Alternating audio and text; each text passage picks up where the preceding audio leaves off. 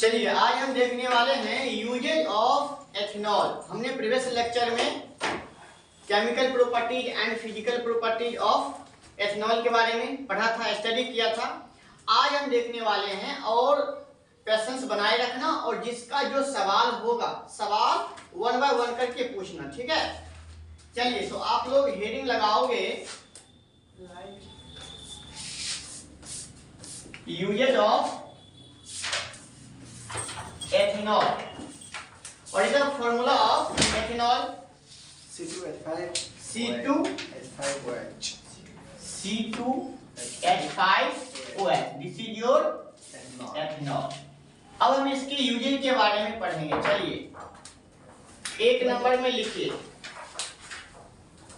एक नंबर लिखा दिए थे, स्टार्टिंग से करते हैं ना, फिर से चलो एक नंबर लिखा है, फिर से लिख लो। चलिए लिखिए, हाँ लिखिए। यह मतलब क्या? एथेनॉल। यह बियर कोमा शराब, विस्की तथा अन्य शराबों का घटक है। किसमें लिखे भाई किसमें लिखोगे? यूजेज ऑफ एथेनॉल लिखा है तुमको, हम एक नंबर में लिखोगे। यह बियर शराब, विस्की तथा अन्य शराबों का घटक है। C2H5OH। हाँ भाई क्या है ये? C2H5OH एथेनॉल है। याद वगैरह नहीं करते हो का जी? बियर शराब विस्की, बियर शराब विस्की तथा अन्य शराबों का घटक है। या तुम सभी नहीं बोलना है, तुम सभी को मैं बोल रहा हूं फिर से। यह बियर शराब विस्की तथा अन्य शराबों का घटक है। That's it. ये पहला पॉइंट है एक नंबर में। अब इसका घटक का मतलब क्या होता है समझो। मान लो मेरे पास एक कंटेनर है, ठीक है, कंटेनर है। अगर हमें क्या बनाना है? विस्की बनाना है। तो मान लेते हैं विस्की बनाने में या फिर बियर बनाने में X + Y + Z तीन घटक का जरूरत पड़ता है। कितने घटक का? तीन घटकों का हमें जरूरत पड़ता है बियर बनाने में। क्या बनाने में? बियर बनाने में। तो तीन घटक में एक घटक आपका क्या होगा? एथेनॉल होगा। बस जरूरी नहीं है कि बियर में सिर्फ और सिर्फ आपका एथेनॉल होगा, समझ रहे हो। अगर बियर बनाने में हमें तीन घटक की जरूरत है तो तीनों घटकों में से कोई न कोई एक घटक आपका एथेनॉल होगा। इसीलिए हमने आपको लिखा दिया इसका उपयोग जो होता है बियर शराब, ठीक है ना, बियर शराब विस्की तथा अन्य शराबों का घटक होता है। समझ में आयो? देखो सो का है यार। जाओ फेस वॉश करो, धो लिए हो। चलो तो आगे लिखाएं। एक नंबर समझ में आया? किन्हीं को प्रॉब्लम भी है? चलिए दूसरा का लिखिए। इसका उपयोग घाव तथा सिरिंजों को रोगाणु रहित करने में होता है। इसका उपयोग घाव तथा सिरिंजों, सिरिंज समझते हो? सिरिंज सुई देने वाला, वही। घाव तथा सिरिंजों, इसका उपयोग घाव तथा सिरिंजों को रोगाणु रहित करने में होता है।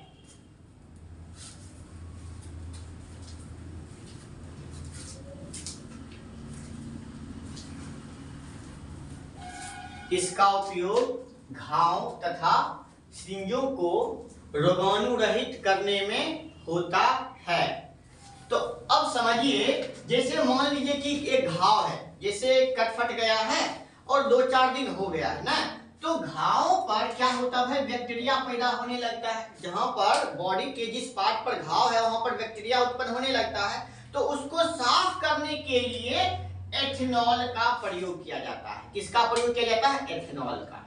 अच्छा, जैसे आपका मैंने कहा सिरिंज का भी रोगाणु रहित मतलब क्या, रोगाणु को हटाने के लिए हम लोग क्या करते हैं, एथेनॉल का प्रयोग करते हैं। मान लीजिए एगो सिरिंज लेते हैं, ठीक है, एक सिरिंज से हम एक व्यक्ति को सुई देते हैं। अगर मेरा मन है उसी सिरिंज से दूसरे व्यक्ति को, दूसरे पेशेंट को हम क्या करें, मेडिसिन मतलब लिक्विड होता है ना, हम सिरिंज से दवाई दें, तो अब क्या करेंगे, उस सिरिंज को हम क्या करेंगे, एथेनॉल से साफ कर देंगे। क्या कर देंगे, एथेनॉल से साफ कर देंगे।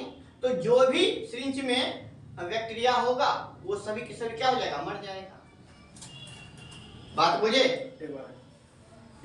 एक बार फिर से, एक घाव है, एक पुराना घाव है या फिर ताजा भी घाव हो ना, अगर मान लो कि कट फट जाता है, आप बैंडेज करवाने जाओगे तो क्या करेगा भाई, एथेनॉल लेगा, एथेनॉल से जहां घाव रहेगा उसको साफ कर देगा। क्या कर देगा, साफ कर देगा रुई से। तो घाव को साफ करने के लिए एथेनॉल का प्रयोग किया जाता है। अगर मेरे पास मान लो क्या है, सिरिंज है, क्या है, सिरिंज है, तो इसी सिरिंज से अगर हम एक व्यक्ति को सुई देते हैं, ठीक है, इसी सिरिंज से अगर हम चाहते हैं कि इसी सिरिंज से दूसरे व्यक्ति को, दूसरे पेशेंट को सुई दें, दूसरे पेशेंट को अगर हम सुई दें तो हमें क्या करना पड़ेगा, पहले इसको एथेनॉल से साफ करना पड़ेगा। इसमें जो भी आपका बैक्टीरिया होगा सब के सब मर जाएगा। पूरा साफ करेंगे कि खाली उसका लोल के साफ करेंगे? नहीं, आप मान लो कि ये क्या है, ग्लास है, इसमें एथेनॉल है C2H5OH एथेनॉल, हमने क्या कर लिया, खींचा तो फिर प्रेस कर दिया, साफ हो गया। बुझे बात? चलिए तीसरा का पॉइंट, अगर कहीं किन्हीं को डाउट हो तो पूछना जरूर।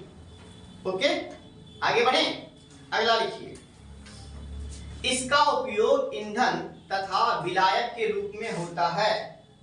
इसका उपयोग ईंधन तथा विलायक के रूप में होता है। इसका उपयोग ईंधन तथा विलायक के रूप में होता है। Fuel, as a fuel and solvent. इसका मतलब क्या, एथेनॉल का उपयोग as a fuel and solvent. Fuel मतलब क्या, ईंधन के रूप में, किसके रूप में, ईंधन के रूप में किया जाता है। आप लैब में जब जाओगे तो वहां पर एक स्प्रिट होता है, समझे, एक बर्नर होता है, तो बर्नर को जलाने के लिए एथेनॉल का भी प्रयोग किया जाता है। ऐसे भी आप कई मूवी में भी देखे हो कि पहले बियर हो या दारू हो या विस्की हो, उसमें तो आपका एथेनॉल होता ही है। पहले बोतल को ऊपर फेंकेगा, उसके बाद गोली मार देगा, है कि नहीं, तो आग पकड़ लेता है। क्या पकड़ लेता है, आग पकड़ लेता है। इसका मतलब आपका एथेनॉल क्या होता है, ज्वलनशील होता है। तो ईंधन के रूप में भी इसका प्रयोग किया जाता है एथेनॉल का, समझ रहे हो। ईंधन मतलब क्या, जलावन के रूप में। हमें अगर मान लो कि पहले के समय में क्या बोलते हो, मिट्टी का तेल ईंधन के रूप में लेते थे, उसी प्रकार एथेनॉल का भी प्रयोग लैब में किया जाता है एज ए फ्यूल। भैया ऊपर और सॉल्वेंट, एक मिनट इसे क्लियर करने देना, सॉल्वेंट विलायक के रूप में। तो ये आपका विलायक के रूप में मतलब आप एथेनॉल में घुलाओगे पानी तो घुल जाएगा, ये विलायक के रूप में, समझे। जैसे आपका पानी भी क्या है, विलायक है, यूनिवर्सल सॉल्ट है। पानी में जितने भी कार्बनिक लिक्विड होते हैं वो सभी सभी क्या हो जाएंगे, घुल जाएंगे। बात समझ में आ रही है? चलिए, हाँ बोलो रेहमान, क्या सवाल है? जैसे आप बियर को उठा के उसके उसमें गोली मारते हैं, आग पकड़ लेता है, ऊपरी आग लगता है, नीचे लगता है। देखो, बियर को ऊपर फेंके हम, ऊपर गया, अब गोली मारेंगे जहां लगेगा वहां आग पकड़ लेगा भाई, नीचे आएगा तो नीचे ही आग पकड़ लेगा। अगर आप ऐसे समझो, कहीं आग लगा हुआ छोटा सा आग, आप उसमें बियर का बोतल फेंको, बूम, ठंडा और हो जाएगा, समझ रहे हो। ज्वलनशील होता है, फ्लेमेबल होता है। शीशा फटता है या पिघल जाता है, या साइड में शीशा तो यार फूट जाता है, शीशा फूट जाता है, पिघलता है कहाँ, फिर शीशा नहीं पिघलेगा। आप देखोगे जहां कहीं आग लगता है तो शीशा भले फूटा हो जैसे रहेगा वैसे नहीं, ऐसे नहीं कि शीशा पिघल गया टेम्परेचर के कारण, नो। बात समझ में आ रही है? Are you clear? आगे लिखा है, चलिए।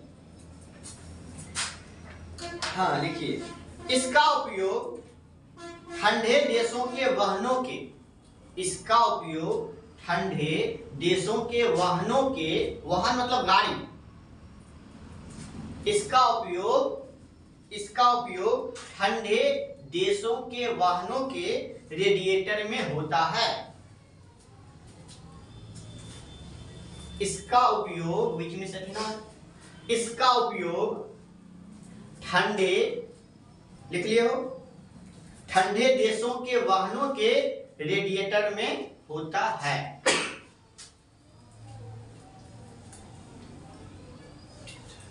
रेडिएटर समझते हो? नहीं, बताते हैं। अच्छा, कई बार आपने मूवी में देखा होगा या फिर आपने सड़क पर देखा होगा कि गाड़ी में पहले आगे वाला इंजन खोलेगा, उसके बाद आप देखोगे कि उसमें पानी डाल रहा है। जिसमें पानी डालता है वही होता है आपका रेडिएटर। गाड़ी का एक पार्ट होता है रेडिएटर।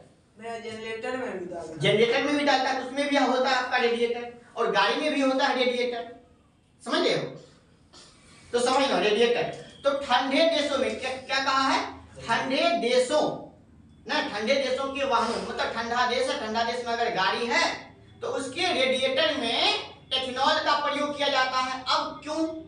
पहली बात, ठंडा देश है, ठंडा देश है तो भाई उसमें गाड़ी है, क्या आपका गाड़ी है, तो गाड़ी में रेडिएटर होता है, और रेडिएटर में हम लोग क्या डालते हैं?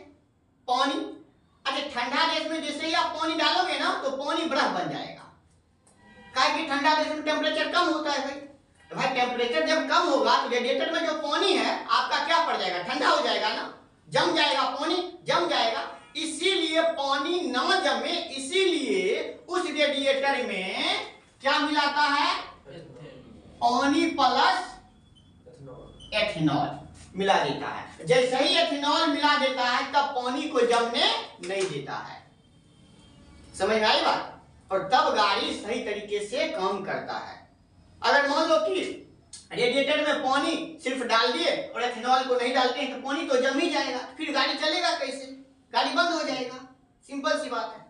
तो जैसे ही आप क्या करते हो, एथेनॉल को डाल देते हो पानी के साथ, समझे, तो पानी नहीं जमता है, पानी फ्रीज नहीं होता है, तो गाड़ी वैसे भैया चलता है। जना पानी बर्फ बन गया तो एथेनॉल उस पे डालेंगे, पानी का रूप ले लेगा। पानी का रूप ले लेगा। कौन पानी का रूप ले लेगा? बर्फ।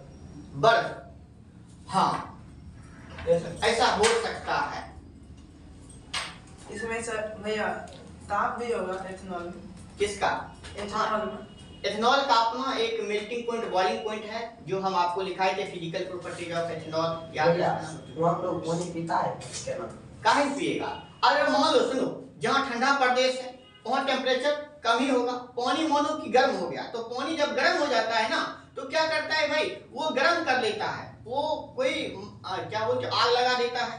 मान लो कि जलावन लाया, आग लगा दिया, और पतीला लाया, पतीला में बर्फ को डाल दिया, गर्म कर लिया। जैसे ही गर्म करेगा पानी, बर्फ किस में बदल जाएगा? पानी में, और फिर पानी को यूज कर लेगा। आप इतना बड़ा बर्फ लेना, ठंडा है ना, बर्फ लेना, फ्रीज है, आप क्या करो, एक चूल्हा लो, चूल्हा पर एक बर्तन डालो, बर्तन में आप उस आइस क्यूब को रखो, आइस को रखो, देखो पानी में कन्वर्ट हो जाएगा, और फिर आप कर सकते हो यूज, जैसे यूज करना है। बात समझ में आया? बात समझ में आया? एथेनॉल को -0 डिग्री सेल्सियस पर रखेंगे तब भी वो नहीं जमेगा। देखो हमने क्या लिखा था, मेल्टिंग पॉइंट उसका होगा, तो जिसका जितना मेल्टिंग पॉइंट होगा वही टेम्परेचर पर वो मेल्ट होगा, और जितना जिसका बॉइलिंग पॉइंट होगा वही उस टेम्परेचर पर बॉइल करेगा, उबलेगा। सबका एक फिक्स होता है melting point and boiling point. बात समझ में आई? पानी का जो मेल्टिंग पॉइंट है क्या 0 डिग्री सेल्सियस से ये मेल्ट हो जाएगा, सॉरी क्या कहते हो, फ्रीज हो जाएगा, जम जाएगा, और 100 डिग्री सेल्सियस पर बॉइल करने लगेगा।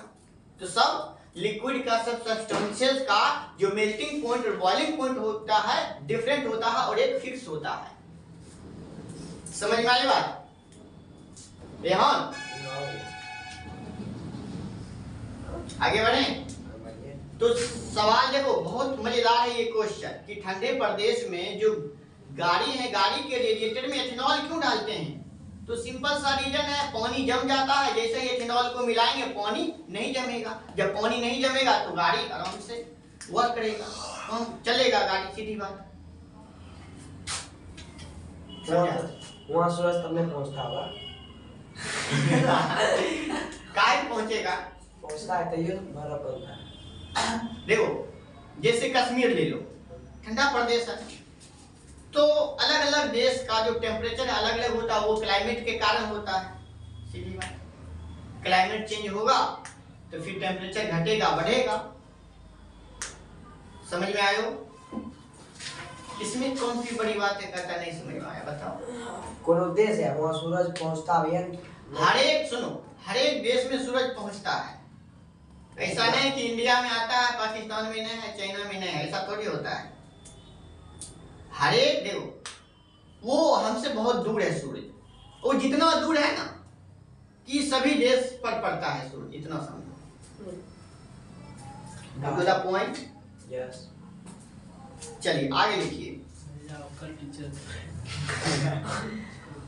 अगला पॉइंट, इसका उपयोग एथेनॉल तथा जल का मिश्रण प्रतिहिम के रूप में होता है। इसका उपयोग एथेनॉल तथा जल का मिश्रण, इसका उपयोग एथेनॉल तथा जल का मिश्रण प्रतिहिम के रूप में होता है। वही बात है, प्रतिहिम के रूप में होता है। जैसे मैंने आपको बताया रेडिएटर में पानी और एथेनॉल को मिला देते हैं।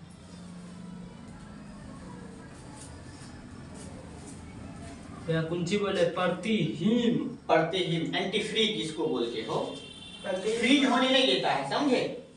एंटी फ्रीज का मतलब क्या? प्रतिहिम मतलब प्रतिहिम के रूप में होता है, बर्फ के रूप में बदलने नहीं। हाँ। एंटी फ्रीज, फ्रीज मतलब जम जाएगा, एंटी फ्रीज मतलब उसको फ्रीज होने ही नहीं देगा, जमने ही नहीं देगा। सिंपल सी बात है। वाटर और C2H5OH, इसी दोनों का नाम मिश्रण है और इसी को क्या कहता है? प्रतिहिम के रूप में। किसके रूप में?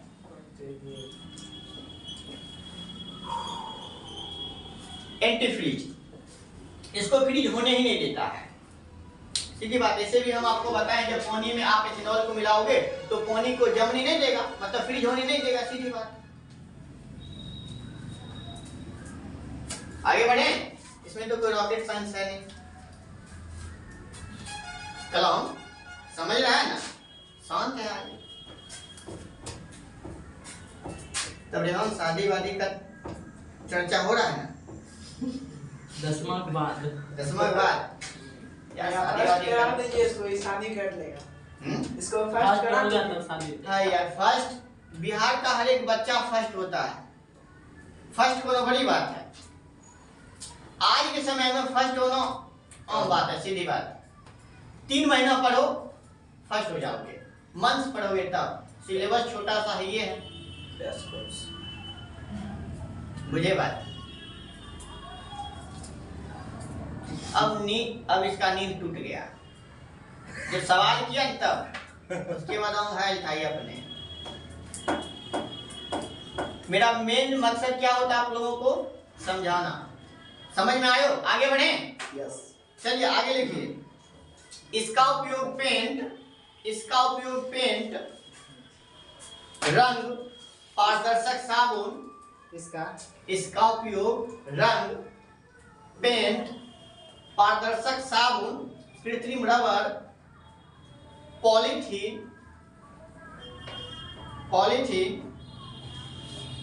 देख लियो, कप सिरप इत्यादि के निर्माण में होता है। तो मैंने बताया था आपको। तो आपका क्या पॉलीथीन हो गया, तो पॉलीथीन बनाने में भी मान लो कि पॉलीथीन को बनाने में 4 घटक की जरूरत है, एक घटक उसमें आपका क्या होगा, एथेनॉल होगा। पारदर्शक साबुन है, अगर पारदर्शक अगर आपको साबुन बनाना है तो 4-5 घटक बनाने में लगेगा, तो उसमें से एक घटक एथेनॉल होगा। सीधी बात, बुझे बात। और मैंने क्या कहा, कप सिरप ना, कप सिरप। अच्छा काप लिख दिए, कप सिरप, समझे, कप सिरप। तो देखो अच्छे, पिछले बार हमने क्या पूछा था कि क्या सभी दवाओं में जो लिक्विड फॉर्म में होता है उसमें एथेनॉल का प्रयोग किया जाता है? नहीं, कुछ ऐसे कप सिरप हैं जिसमें एथेनॉल का प्रयोग किया जाता है। अब एथेनॉल का प्रयोग इसलिए किया जाता है, अगर किसी बच्चे को दर्द है तो दर्द मिट जाता है ना। अगर मान लो कि कोई बच्चा है और वो बच्चा बीमार पड़ रहा है और वो बहुत ज्यादा रो रहा है, किसी कारण दर्द हो रहा, हाथ पैर में दर्द हो रहा, तो बच्चा कैसे बताएगा कि मम्मी मेरे को हाथ पैर में दर्द हो रहा? पता चलेगा? सिर्फ वो क्या करेगा, रोएगा, इसके अलावा कुछ करेगा नहीं करेगा। तो कप सिरप पिला देता है, कप सिरप, उसके बाद हाथ गोड़ में जो दर्द है खत्म हो जाता है। नहीं, कफ सिरप मतलब खोखी में भी होता है, कई सारी चीजों में होता है, कई बीमारियों में होता है कप सिरप का प्रयोग। तो जरूरी नहीं है कि सभी कप सिरप में एथेनॉल का प्रयोग होता हो। कुछ ऐसे कप सिरप हैं जिसमें एथेनॉल का प्रयोग किया जाता है। समझ में आई बात? और आप देखोगे डब्बे पर जो बोतल होता है ना, उस पर देखोगे 2 to 4%, 2 से 4% एथेनॉल है, 7 से 8% एथेनॉल है। अच्छा भैया, ना ये समझ में आता है, दवाई खाते हैं, कप सिरप पीते हैं, तो सही है, वो जड़ से खत्म कर देता है? क्या चीज? बुखार लगता है ना, खाते हैं तो खत्म कर देता है। आप बोले में अल्कोहल मिला रहता है। अब देखो मैं क्या बताया हूँ, आप कहोगे कि ये पूरा एक कप सिरप है। अरे बालक समझो, ये आपका पूरा कप सिरप है, इसी में सिर्फ और सिर्फ एथेनॉल होगा। इसमें हम ऐसे थोड़ी बोल रहे हैं, इसमें घटक के रूप में एक घटक आपका 2 से 4% या 1-2% सिर्फ एथेनॉल होगा, 1-2%। और रही बात तुम्हारे बीमारी का, तो वो तुम्हारे ऊपर निर्भर करता है। टाइम टू टाइम मेडिसिन लो, ठीक है, टाइम टू टाइम खाना खाओ, जैसे डॉक्टर बोले हैं वैसे करो, बीमारी जड़ से ठीक हो जाएगा। और बीमारी तब जड़ से ठीक होता है, मान लो कि आपको डॉक्टर बताया है कि आपको 2 महीना इलाज चलेगा, आप 2 महीना प्लस दवाई खाओ, 2.5 महीना खाओ, 3 महीना में दवाई खाओ, तब जाकर आपका बीमारी क्लियर हो जाएगा जड़ से।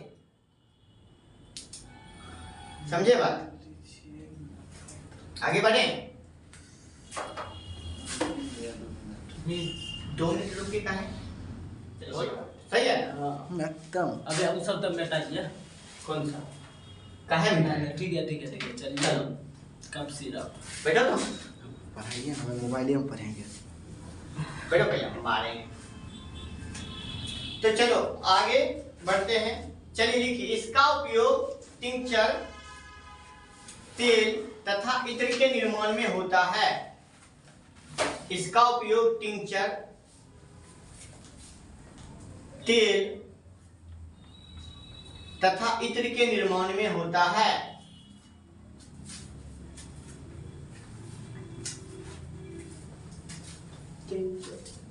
इसका उपयोग टिंचर, तेल तथा इत्र के निर्माण में होता है। बस। टिंचर मतलब क्या? टिंचर मतलब, टिंचर का अर्थ होता है आपका घोल हो सकता है, कोई विलयन हो सकता है, रंजक हो सकता है। रंजक मतलब समझते हो? अरे डाई, कलर, समझे? डाई हो सकता है, कोई कलर हो सकता है। तो इसके निर्माण में एथेनॉल का प्रयोग किया जाता है। तेल कई प्रकार के होते हैं, आप देखे हो, कई प्रकार के तेल होते हैं। शीशम का तेल होता है ना, बजाज का तेल होता है, डाबर का तेल होता है, आंवला का तेल होता है, जैस्मिन का होता है। तो कई प्रकार के तेल होते हैं। तो कई प्रकार के तेलों में एथेनॉल का प्रयोग किया जाता है उसके फ्लेवर के लिए। और इत्र का निर्माण में फ्लेवर क्यों ची होता है? फ्लेवर मतलब कई प्रकार के सुगंध हो गया आपका। जैसे इत्र के निर्माण में भी एथेनॉल का प्रयोग किया जाता है, बुझे? अबे वो हम होता है सैनिटाइजर। हाँ, सैनिटाइजर में भी होता है। अबे ये टिंचर है ना, एक टिंचर आयोडीन होता है। टिंचर आयोडीन आपका सॉल्यूशन होता है। सॉल्यूशन जी, टिंचर आयोडीन का प्रयोग घाव के साफ सफाई में भी होता है। कुंची मिलाएंगे टिंचर आयोडीन बनेगा। टिंचर होता क्या भैया? टिंचर होता रंजक अब ये बताए कलर। आपका घोल हो सकता है, डाई हो सकता है, समझे? चोट लगता है तो उसको भैया आप टिंचर बोल रहे हैं। तो टिंचर आयोडीन का प्रयोग एक सॉल्यूशन होता है टिंचर आयोडीन का, उसको साफ किया जाता है रुई से, तो उसमें भी एथेनॉल का प्रयोग किया जाता हो। बुझे बात? चलिए आगे लिखिए। अच्छा, एक चीज पता है, हम आपको बताए थे जब एथेनॉल का उपयोग, मतलब एथेनॉल ज्यादा मात्रा में अगर पी लेगा तो क्या होगा? झूम बराबर झूम। जब मान लो एथेनॉल पी लेगा ना व्यक्ति, तो वो अपने आप को पहचानेगा नहीं। वो पता है, मान लो कि उसका नाम रहेगा निरंजन सिंह, तो कहेगा हम दवेदार सिंह हैं। सही बता, वो कहेंगे दवेदार। जब घर जाएगा एल्कोहलिक पर्सन जो दारू पी रखा है, वो घर जाएगा तो बेटी को कहेगा पत्नी और पत्नी को कहेगा बेटी। इस स्थिति हो जाता है, उसके दिमाग पर हावी हो जाता है, समझे? उसके दिमाग पर एथेनॉल दारू हावी हो जाता है। कभी कभी तो वो अपने आप खंभा पकड़ के कहेगा मम्मी पापा, अरे यार गजब गजब है। चाचा कहेगा ताऊ है मेरा, दारू जब पी लेगा तब। अब मम्मी कहेगा नोनी ही है, ये हमारा नोनी ही है। जब दारू पी लेगा तब। बता रही है, सही बात है। आप देखोगे समाज में उसका जुबान लड़खड़ाने लगेगा, उसका जुबान अपने कंट्रोल में नहीं होता है, कुछ बोलेगा, कुछ भी बोलेगा, समझा? उस टाइम जो व्यक्ति है ना, बड़ा बड़ा वादा करेगा, थोड़ा कुछ कमी छोड़े किले भी है रुपये है। उस टाइम अगर उसके पॉकेट में रुपया रहेगा ना, तुरंत निकाल दे देगा, पता नहीं चलेगा कितने है, गिनबो नहीं करेगा। जब नशा टूटेगा तब कहेगा हमारे जेबी में इतने रुपया रहे की में के लड़के, पता चलेगा तो ही दे लो करा लिया नशा। तो नशा में व्यक्ति इतना पागल हो जाता है, पूछो मत। कहता है कि हम ये अपनी गर्लफ्रेंड को कहेगा हमारी दीदी है, बता नहीं बता रहे भैया कोई व्यक्ति रास्ते क्या पीता है? अब देखो ये कोई सवाल हुआ, कोई व्यक्ति है रास्ते को इसीलिए पीता है काहे कि जो पीता है कम धंधे वाला होता है, कम धंधा दिन में तो छोड़ के पिएगा नहीं, तो कम धंधा कर लेगा, समय पे छुट्टी मिलेगा, उसके बाद पीता है, आंसर मिल गया। भैया एथेनॉल को हम अति पिलाएंगे ना, मतलब सुई के जरिए हम उसके अति खून में मिला देंगे तब क्या होगा भाई? जो होगा वो डॉक्टर बताएगा। मुझे बात अच्छा भैया, ये सब लोगों में होता है दारू, मतलब दारू पी लिया है, उसका दिमाग कंट्रोल में नहीं रहता है? नहीं रहता है, जुबान कंट्रोल में नहीं रहता, दिमाग तो छोड़िए तो। अच्छा भैया, सब लोग को नहीं होता है? हाँ, नहीं, कोई लोग बोला है कि जब भरे दम नहीं होते तैयो हम सीधे चलते हैं।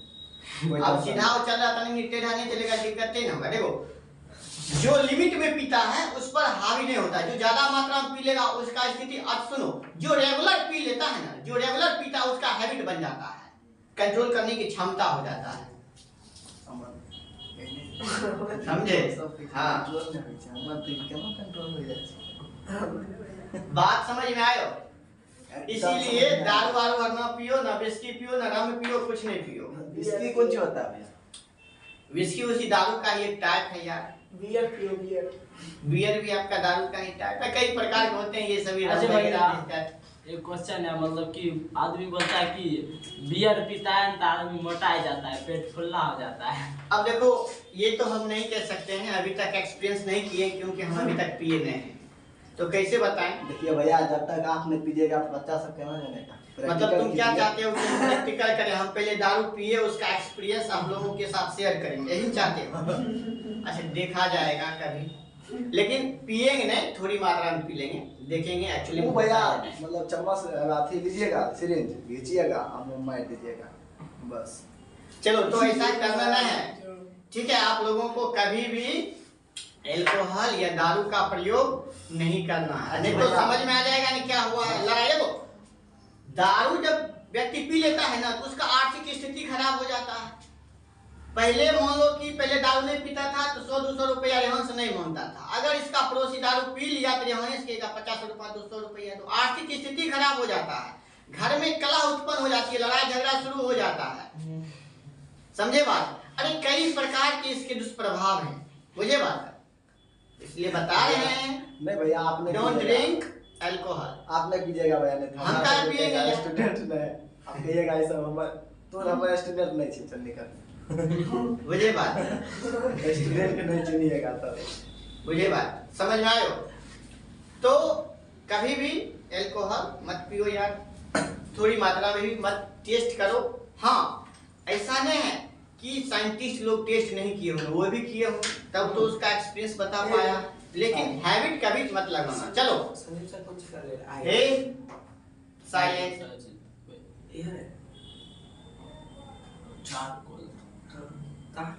चारकोल, तारकोल नहीं। वो भैया आग लगाता है कपड़ा में नहीं लगता है। कौन सा कपड़ा नहीं? कौन हमने कपड़ा? कुछ ले तो कपड़ा डुबाई दीजिए, आगे लगाए रुमाल सूती नहीं कपड़ा। लगेगा। हाँ तो उसमें नहीं एथेनॉल घुला देगा और क्या? हाँ तो अल्कोहल वो वेपराइज हो जाएगा, कन्वर्ट हो जाएगा। आपको क्या लगता है? ये भी कर देंगे कभी एक्सपेरिमेंट। मुझे बात, चलिए लिखिए। इसका उपयोग इथिन, ईथर, क्लोरोफॉर्म, आइडोफॉर्म इत्यादि के निर्माण में होता है। इसका उपयोग इथिन, ईथर, क्लोरोफॉर्म, आइडोफॉर्म इत्यादि के निर्माण में होता है। इसका उपयोग इथिन, ईथर, क्लोरोफॉर्म, आइडोफॉर्म इत्यादि के निर्माण में होता है। आलू दो इथिन,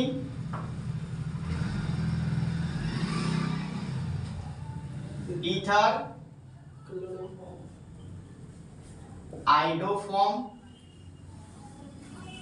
इत्यादि के निर्माण में होता है।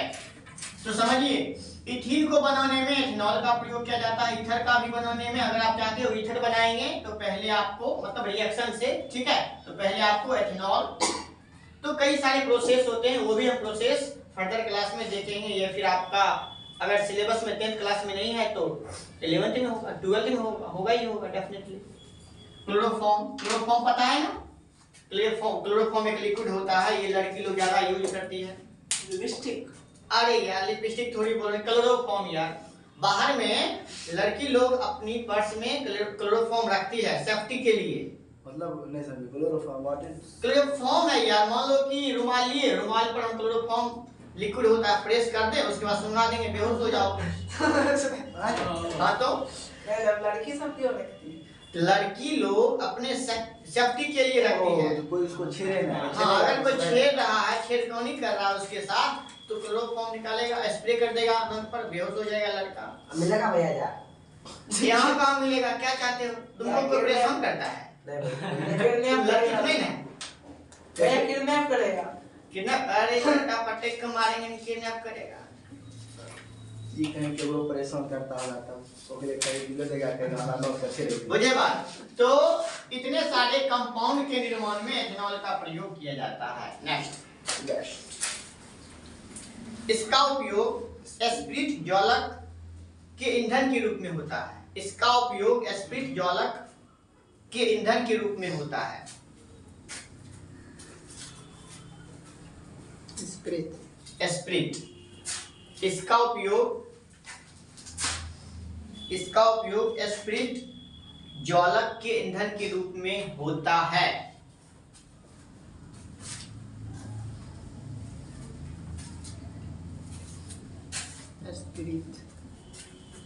इसका उपयोग स्प्रिट ज्वालक के ईंधन के रूप में होता है। मैंने बताया था अगर लैब में आपका क्या है स्प्रिट ज्वालक, तो उसमें एथेनॉल का प्रयोग किया जाता है। ज्वालक मतलब क्या? बर्नर, जैसे दिया। पहले के समय में हम लोग क्या बोलते थे? दिया। अब वही लैब में उसको हम क्या कहते हैं? बर्नर, स्प्रिट ज्वालक। समझे? तो ईंधन के रूप में किया जाता है। अगर मान लो कि किसी चीज को हमें गर्म करना है तो स्प्रिट ज्वालक लेंगे, उसमें हम क्या करेंगे, एथेनॉल को डालेंगे, उसके बाद जलना शुरू करेगा, because of it is a flammable. ये आपका क्या होता है, फ्लेमेबल होता है, ज्वलनशील होता है एथेनॉल। नेक्स्ट, इसका उपयोग मृत जीवों या पौधों के संरक्षण में होता है। इसका उपयोग मृत जीवों या पौधों के संरक्षण में होता है। इसका उपयोग मृत जीवों या पौधों के संरक्षण में होता है।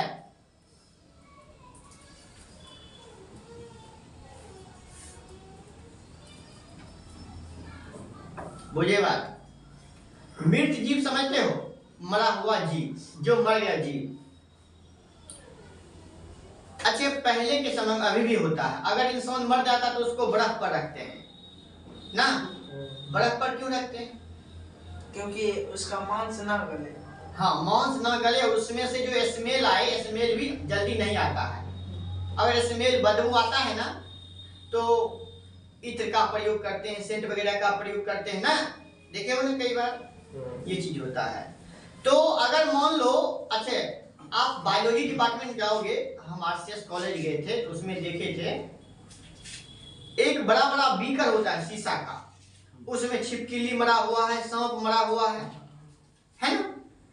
तो उन सारे मृत जीवों को संरक्षण के लिए, बहुत लंबे समय तक रखने के लिए एथेनॉल का भी प्रयोग किया जाता है। अच्छा, हम रोड स्कूल में हाँ, दिखाए थे। देखो, मैं ये नहीं बता रहा हूं कि उस ग्लास के बीकर में, शीशा वाले बीकर में जो आपका मृत जीव है उसमें एथेनॉल है, नहीं, उसमें और चीजों का मिश्रण होता है, समझे? उसमें और चीजों का मिश्रण होता है, लेकिन वो केमिकल ही होता है, उसमें केमिकल ही होता है, गंध नहीं आएगा उसमें से। गाढ़ा लिक्विड लगता है। हाँ, गाढ़ा होता है, पूरा गाढ़ा, समझे? वो जिंदा होता है, नहीं, मरा हुआ रहता है। उसको स्टडी किया जाता है, उसको देखा जाता है, उसका पैर कैसा है, मुंह कैसा है, उसका स्किन कैसा है। मतलब वो मरा हुआ रहता है। हाँ। लेकिन वो सब चीजों का ठीक है। पकड़ नहीं लेंगे सिर्फ के लिए, क्या हुआ? पकड़ नहीं अच्छा, लेंगे। पकड़ लोगे तो ठीक है, तो पकड़ लोगे थोड़ा मर जाएगा ना, पकड़ लोगे आराम से देख पाओगे ना। जब स्थिर रहेगा तो उसको आराम से देखोगे, उल्टा पुल्टा कर देखोगे ना, सबको देखोगे, जिंदा में कैसे देखोगे? तो मर गया है तो मर गया था, उल्टाओ पुल्टाओ देखो, बढ़िया से देखो, उसके बारे में स्टडी करो, समझे? एथेनॉल का प्रयोग मृत जीवों या पौधों के संरक्षण में होता है।